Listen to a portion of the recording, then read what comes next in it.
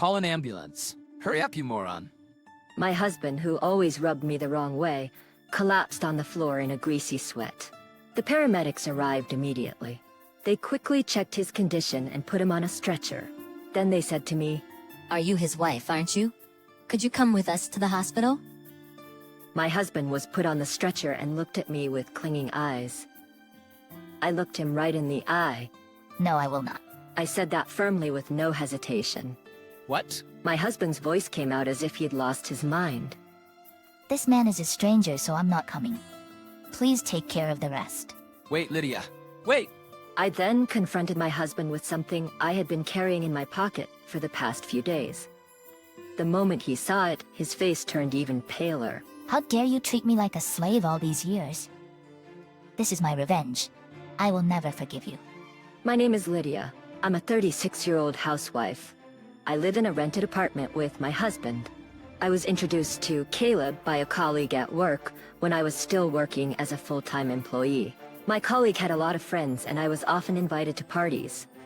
I'm more of an introvert and I like to watch movies or cook by myself. I was not comfortable with large group activities, so I kept turning them down. One time, a colleague invited me to come to a barbecue with his friends. At first, I refused as usual, but my colleague insisted and I ended up participating. On the day of the barbecue, there were just so many people there. One of them was Caleb, who later became my husband.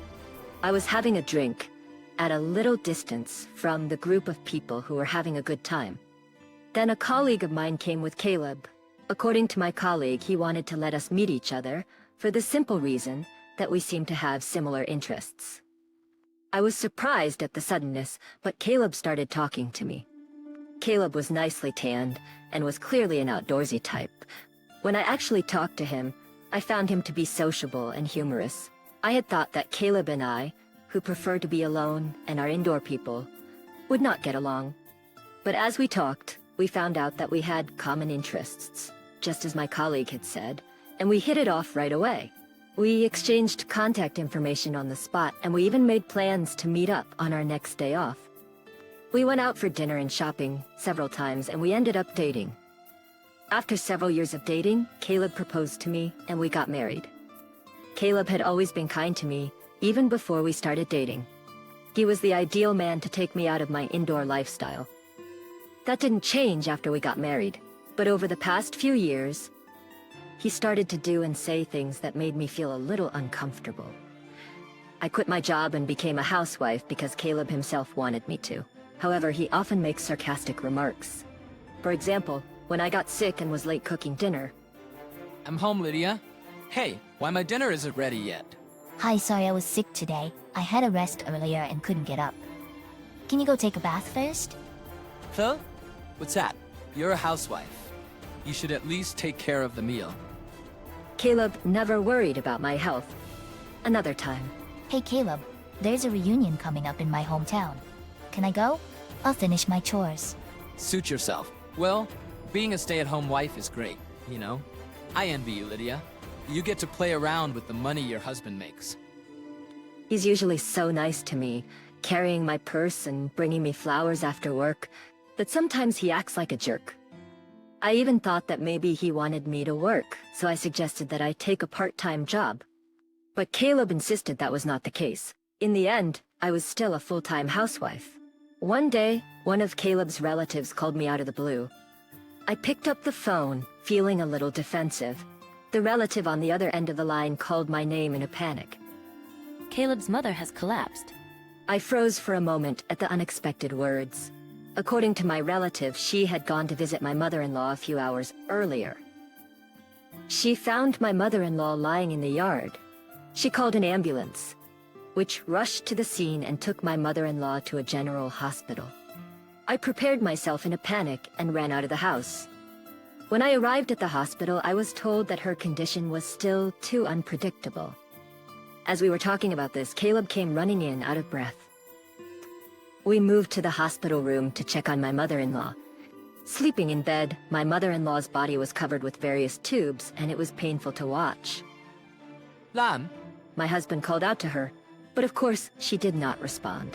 Caleb stayed in the hospital room for the rest of the day, and I decided to go home and get everything I needed for the hospital stay. After a while, my mother-in-law recovered enough to be able to sit up by herself. However, it is difficult to do anything without someone's help. I'm glad she's able to get up. I wonder if she will be able to walk again if she continues to do her physical therapy. When my mother-in-law's discharge date was approaching next week, I said this to Caleb. Then he started to say something I didn't understand. Oh yeah, come to think of it, are you ready? We'll be leaving this house next week, so you'd better start packing our stuff. I couldn't understand what he meant. Caleb seemed annoyed, as if he didn't like my reaction. We don't need this house, since we're gonna live with my mom at my parents' house. You're still as damn as ever, aren't you? Does that mean I'm gonna live with my mother-in-law after she gets out of the hospital? I never heard anything about that. What? Did you decide to move in together without talking to me? Have you already canceled the lease on this house? When I said that, my husband became even more annoyed, as if he didn't like my reaction. Of course, I've already canceled the lease.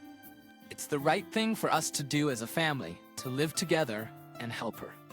Don't tell me you don't want to live with her, do you? I'm the one who makes our living, so I won't accept any complaints. He said so and went back to his room with deliberate footsteps. I never thought that Caleb would take such a hardline approach. I can't believe he's canceling the lease on this apartment. I have no choice but to move out. I know he's worried about his mother, but this is too much. I sighed deeply.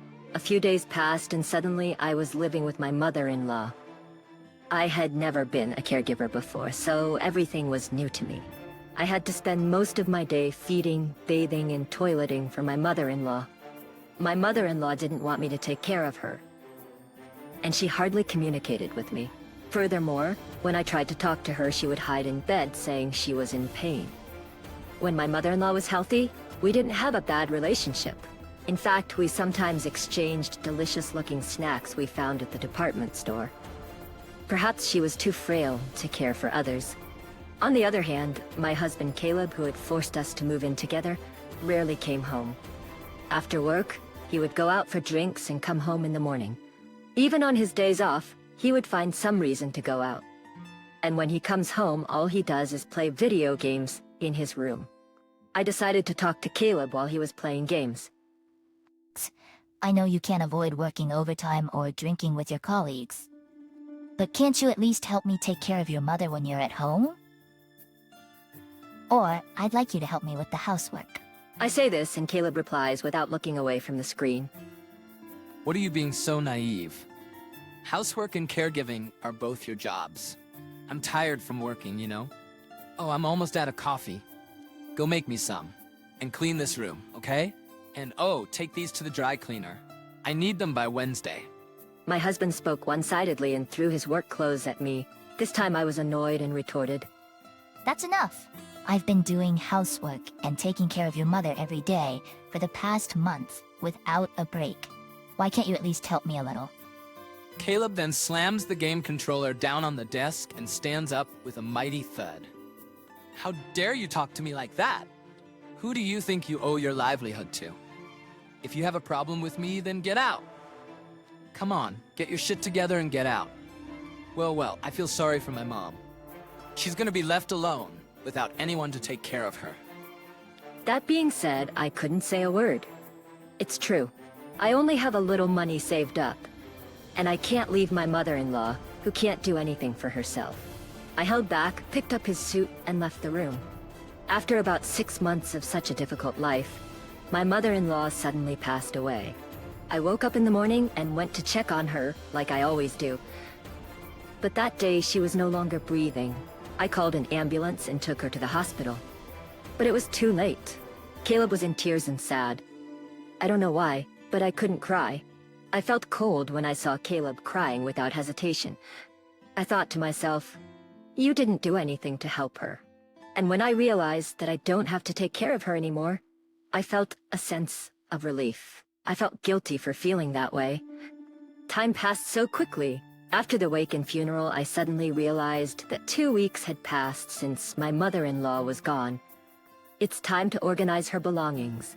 After my husband left for work, I started cleaning my mother-in-law's room. I put her favorite clothes and accessories into the cardboard boxes, one after another.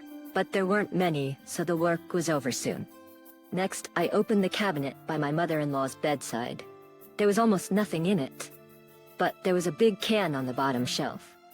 I thought I had seen it somewhere before, and it was a can of assorted sweets I had given her when she was still in good health.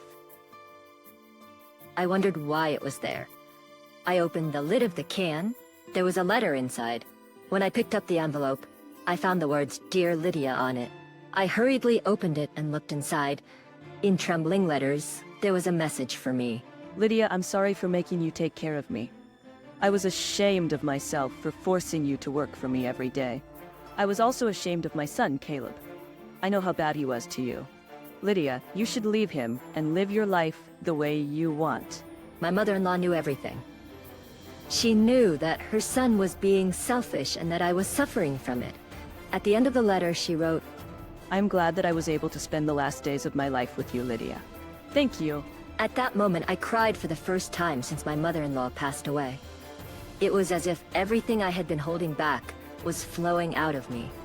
I cried and cried until my tears ran dry, and then I made up my mind. I would divorce my husband. 10 days had passed since I found the letter from my mother-in-law. My husband is still treating me like a slave. Lydia, I'm missing one of my socks. Where is it? Oh, and take my car to the car wash today. You've got nothing to do, right? He's going out with his colleagues for golfing today. I guess he's completely forgotten about it. But today is our wedding anniversary. Well, I don't even care about it anymore. What are you going to do while I'm golfing? You can't just sit around, you know? You have to prepare dinner, clean my room, clean the bathroom. You have a lot to do. His arrogance left me speechless. Hey, you hear me? Bring me my sock and a jacket. Hurry up or I'll be late. At that moment, Caleb fell to the floor, clutching his stomach. He was in pain and sweating. He told me to call an ambulance as if he was trying to squeeze out the words. I froze at the suddenness of the situation, and my husband yelled at me. Hurry up, you moron. You're really useless. Can't you even call an ambulance? Hearing those words, I became strangely calm. Then I called 911, and within minutes, an ambulance arrived with paramedics. The paramedics quickly assessed Caleb's condition and placed him on a stretcher. As they put him on a stretcher, the paramedic said to me, You're his wife, aren't you? Would you come with us to the hospital? Caleb looked at me with pleading eyes as he was placed on the stretcher. I looked him right in the eye and said, No, I will not. I said that firmly with no hesitation. What? Caleb's voice came out as if he had lost his mind. This man is a stranger, so I'm not coming. Please take care of the rest. Then I confronted Caleb with something I had been carrying in my pocket for the past few days. It was the divorce papers that I was forced to sign when we had a fight a while ago. My husband had always told me that if I disobeyed him, he would serve me with the divorce papers. Caleb tried to snatch the divorce papers from me, but he can't seem to move due to the pain, so he has to lean back on the stretcher without any effort. Excuse me, but please leave now. As I said this, the paramedics finally took my husband away. In the ambulance, he must have been looked at as a poor husband whose wife has given him a divorce. He should be embarrassed. I watched the ambulance leave and then left the house. It took a long time, but the divorce papers were accepted, and the divorce was officially finalized. While Caleb was in the hospital for a week, I was busy packing my belongings and sending them to my parents' house. Then one day I ran into Caleb when I was at the grocery store.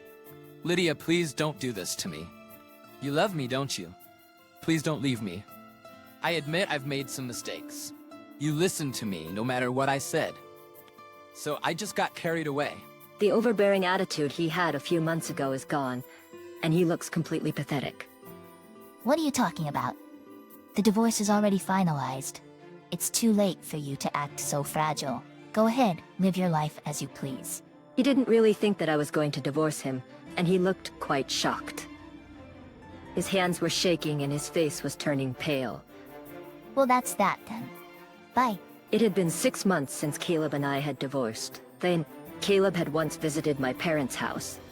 He had been ringing the intercom at my parents' house and calling out my name so loudly that I had no choice but to see him. Sure enough, he wanted me to get back together with him. When I kept quiet, he began to reveal his current lifestyle to me. He can't cook, because he has forced me to do all the housework. He eats only TV dinners or eats out. He has gained 10 pounds since the divorce. It's true that he put a lot of fat on his face and stomach that you can see at a glance. In addition, he doesn't seem to understand how to do laundry. The shirts he wears are wrinkled and smell weird, making him look even filthy. I finally realized how great you have done, Lydia. If I don't do something, the people at the company won't like me. Caleb said so and started sobbing, the cheap tears. In other words, he wants to treat me like a servant again. There's no way I'm going back to that. No, never. If you make any more noise, I'll call the police. I treated him like he was a stranger. Then Caleb seemed to be afraid of the word police and left the house crying. I'm sure he won't get involved anymore. I hope so. My ex-husband seemed to be leading a very inconvenient life. On the other hand, I was leading a fairly comfortable life. For a while, I was staying at my parents' house, but now I rent a small apartment and live alone. My standard of living is much lower than when I lived with my ex-husband. But I still like this life that I can have my own time. I thought it would be difficult to get another job at my age, but a friend of mine happened to have a friend who retired, and I was able to get a job to take her place. I feel so happy to be able to spend time and money only on myself without anyone telling me what to do. From now on, I want to take care of myself at my own pace. It's the beginning of the new chapter of my life.